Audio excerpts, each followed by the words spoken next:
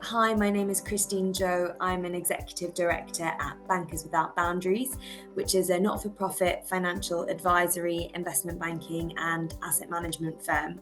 And we're focused on environmental and social impact projects, working with a range of clients around the world.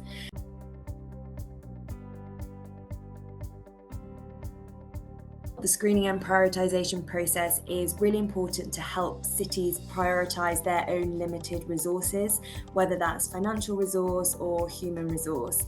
I think by doing a screening and prioritisation exercise, cities can get a really holistic overview of their project pipeline, which can lead to much greater insights of the portfolio as a whole. So what are the key strengths and weaknesses, and what are the key needs gaps that need to be addressed, for example. So I think it really allows for more informed decision making for cities, and it gives just additional insights for them in terms of how to prioritise their resources going forward. So cities in their prioritisation process are trying to work out which projects are the most bankable, so which are the most potentially interesting to investors. So therefore, cities need to consider aspects that investors themselves will consider. And there are probably two key elements to this. So firstly, the financial return potential of a project, and secondly, the impact of the project. And so the impact in particular, there's a number of different ways that this can be thought about. It could include the project's impact on sort of social and environmental factors. It can also include, how replicable or scalable that particular project is.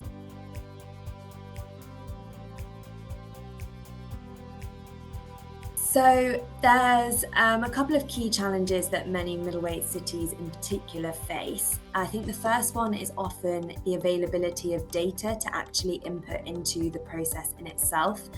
Prioritization it's not a full due diligence exercise, so you don't need full detailed data, but a certain level of quality and quantity of data is required to make the output really useful for cities.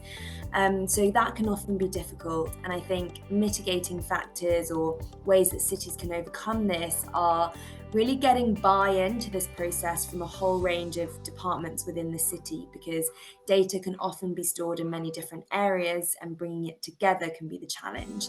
But also maybe identifying a set of key metrics that all projects will be assessed by, and having that level of standardization can help in the data availability or the data input process. And just finally, would encourage cities not to be put off where there are data gaps. I think identifying these gaps is a big part of the process in itself. And again, cities can therefore decide whether they want to spend time and resource filling in these data gaps.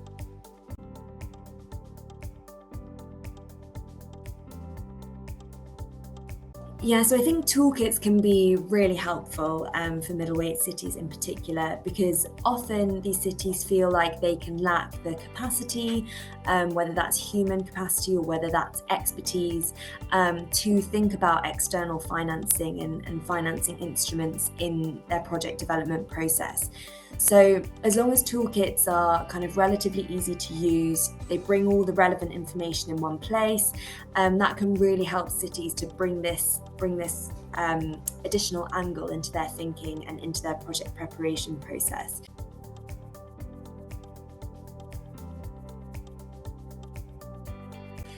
Yeah, so three key things cities should prepare. Firstly, they should set out their objectives. So what do they want to get out of this exercise? And that can really impact the prioritization questions and the questions used within the screening process. Secondly, it's really important for cities to align internally. And finally, cities need to ensure they have the appropriate capacity to really do this exercise in a meaningful way.